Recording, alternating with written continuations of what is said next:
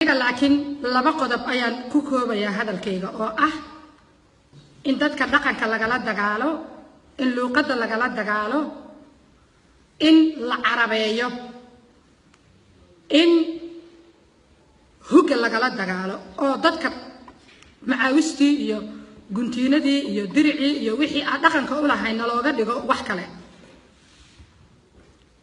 Okay, dad islaam ahaan nahay ma nihin dad lagu soo duulay oo islaamnimada hadda lagu qasbaayo 27 sano ugu dambeysay ama islaamnimada la baraayo ma nihin.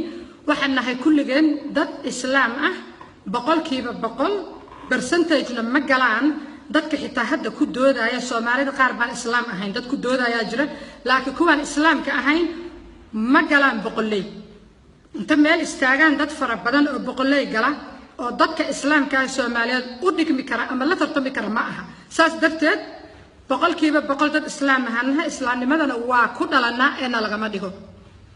maadaama ay sidaas tahay dunida meeqa qaroomood ayaa islaam ah oo aan carab ahayn ma dhici kartaa inaan kuwaas ka mid nahay. hadda maanta abtirsado aniga la abtirsiyadu waa qabiilkuna ceeb maaha. inta magac oo carabiya marka kayga laga bilaabo aamine iyo aabahay oo muuse iyo meel dhexe oo maxamed kaga dhacay iyo meel kale oo cali kaga dhacay maahane inta kale ilaa iyo irir Soomaali waxaan ku tagayaa magac Soomaaliyeed iyada oo hal magac oo carabi oo kale oo soo gelin. saas la ajrigeed mashruuca carabaynta ee lagu hayo dhib badan buu bulshada ku haya.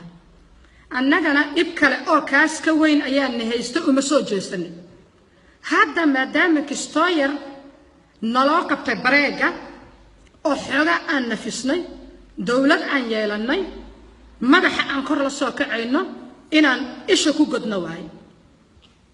tusaale haddaadan qofka dhihin aqi iyo ukhti macnaheeda waxaa waaye in aadan qofkaas hadal wanaagsan kula hadlin. waa wacyiga hadda jira. okay aqi iyo ukhti waa fiican tahay af carabi waaye waxba lama ma dhaanto anoo dhahay sister and brother oo English isticmaalay laakiin aqi iyo ukhti quraan ma aha xadiidna ma aha. abaya iyo ababa la waaye walaal iyo walaala waaye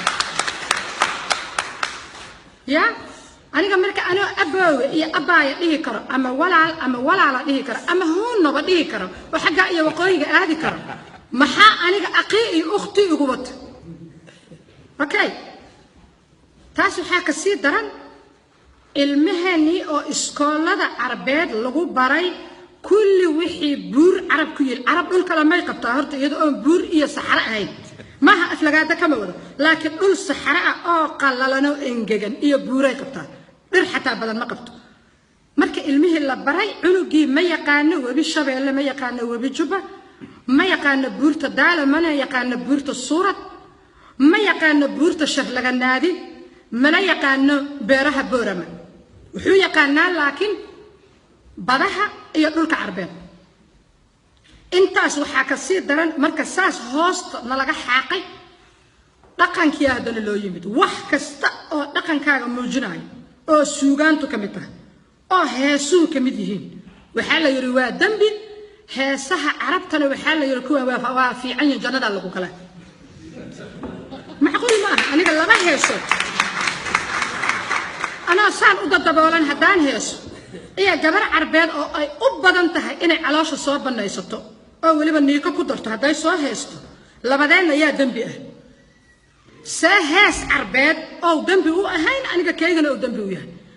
waxaas oo dhan waa mashaariic dadka lagu soo qaatay iyo dalka lagu soo qaatay. okay 27 sano socdeen waana aqbalnay waana nagu faafeen waana nagaleen waana naga dhexbaxeen laakiin ku filan intaas wax alla iyo wixii lacag lagu soo qaadan lahay Allah u daaweeyo Allahna u sababayo halkaas laakiin waa inay ku ekaato ma sii socon karto sida sharci darrada ay dawladdu ula dagaalayso waaye inay u joogsato.